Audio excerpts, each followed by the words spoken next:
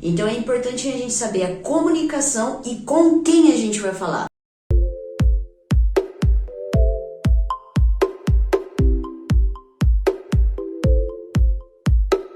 Certo, então a gente hoje vai colocar a mão na massa já para aprender com quem a gente vai se comunicar, como eu falei no primeiro vídeo. Então é importante a gente saber a comunicação e com quem a gente vai falar. Para isso a gente cria as personas. Gente, como eu falei, eu não vou aqui detalhar qual é a diferença entre público-alvo, cliente ideal e persona. Mas para isso, na descrição desse vídeo tem uma postagem que a gente fez completa explicando qual é a diferença. Eu vou passar por cima aqui para você entender, porque para criar a nossa persona a gente usa os outros dois tipos também, certo?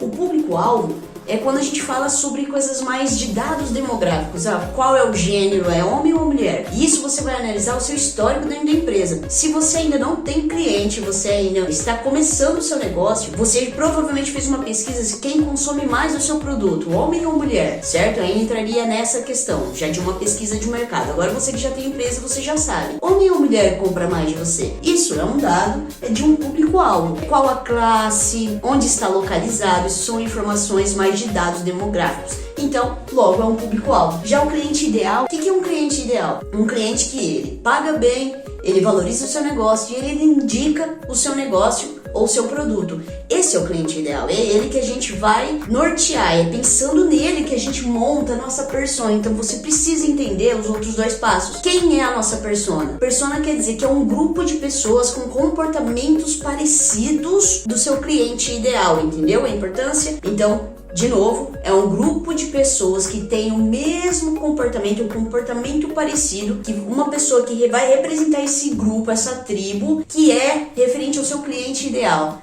certo? E aí esse exercício que a gente vai fazer hoje. Então antes de criar as postagens eu vou pensar aqui no meu cliente ideal. Vamos fazer junto, eu vou pensar na minha empresa e vocês vão pensar na sua empresa e a gente vai montando. Pega um papel, um bloco de notas, onde for para você fazer. Então vamos lá. Persona, grupo de pessoas com hábitos parecidos ao do meu cliente ideal. Meu cliente ideal, ele geralmente é mulher, então eu vou dar um nome, vamos lá. Eu vou colocar Joana. A Joana, ela tem mais ou menos 33 anos, porque é a idade média aqui dos nossos clientes. 33 anos, ela é dona de uma pequena empresa. Então eu já sei alguns dados. Joana, ela tem 33 anos, falei do público-alvo, ela é dona de uma pequena empresa também. São alguns dados. O que a Joana faz? A Joana, ela acorda, por exemplo, às 6 da manhã e ela gosta de caminhar todos os dias ouvindo um podcast. Tá vendo que eu tô entrando em dados muito além do que só os dados demográficos? E eu tô pensando no hábito dessa pessoa. Ela tem 2 filhos, geralmente nossos clientes têm filhos, e geralmente são pequenos pela idade.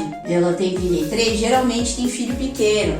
Logo, seu dia é corrido, então, ou seja, uma dor aqui, porque além dela ter gente, não ligo garante não. Além dela ter 2 filhos, ela ainda tem uma empresa, ela tem um pequeno negócio que precisa dela. Então logo eu já sei uma dor dela. E que vai entrar no próximo vídeo, dor e prazer. Quais são as dores e os prazeres? Uma coisa vai sempre ligar a outra. Logo, se o dia é corrido, ela vai pra empresa 9 da manhã, geralmente. Ela tem mais 5 funcionários, eu vou colocar colaboradores. Então eu sei que ela tem um negócio de até 5 colaboradores. Ela tem uma função principal, onde todas as outras funções dependem dela. Por que é importante ressaltar isso, Luma? Porque se ela tem pouco tempo, logo tudo depende dela. Ela toma todas as decisões, ela não delega algumas funções dela. E isso é um problema administrativo. Eu já identifico outra dor dela, ela precisa delegar mais as funções. Então eu com a minha empresa, apesar de ser marketing, todo mundo só vê com essa parte de tipo, é divulgação, publicidade só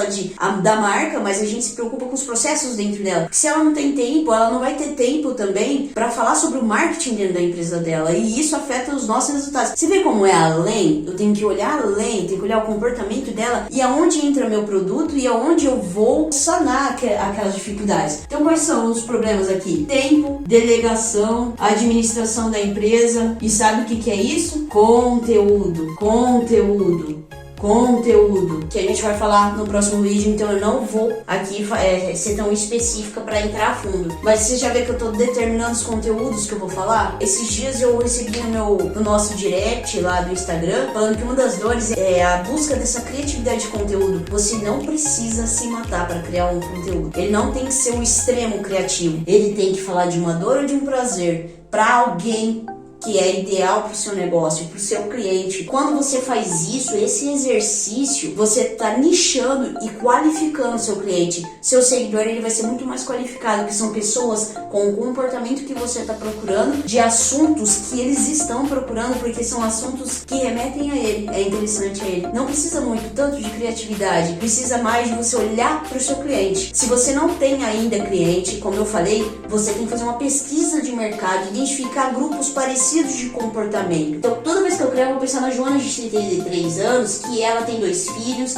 Eu vou pensar em uma mulher, falta de tempo, ela entra na loja dela, mas ela não delega, ela tem 5 anos. E aqui o almoço é corrido. Aqui você continua o exercício, tá? Porque vão surgir novos. O almoço é corrido, ela ainda tem que fazer as tarefas das crianças. Ou seja, aqui ela vai faltar tempo de novo. Logo, a gente identificou, por exemplo, no nosso cliente, que criar vídeos facilita para ele, vídeos como esse, facilita o consumo do nosso conteúdo. Então, coisas, por exemplo, de planejamento de marketing, a gente grava a proposta. A gente grava porque o que ela pode fazer? A Joana, ela pode assistir enquanto tá amamentando, enquanto tá fazendo outra atividade, entendeu? Áudio e vídeo, a gente já percebeu pro nosso cliente que ele é muito bem visto. Ou seja, eu já sei a mídia que é melhor para ele. Então, aqui, além de eu saber os conteúdos, eu sei que áudio e vídeo são conteúdos mais mastigados para ele. Enfim, gente, eu acho que você conseguiu entender como você vai formar a sua persona. Você continua aqui até o fim do dia e você vai criar o que? Uma rotina desse cliente. Basicamente, um grupo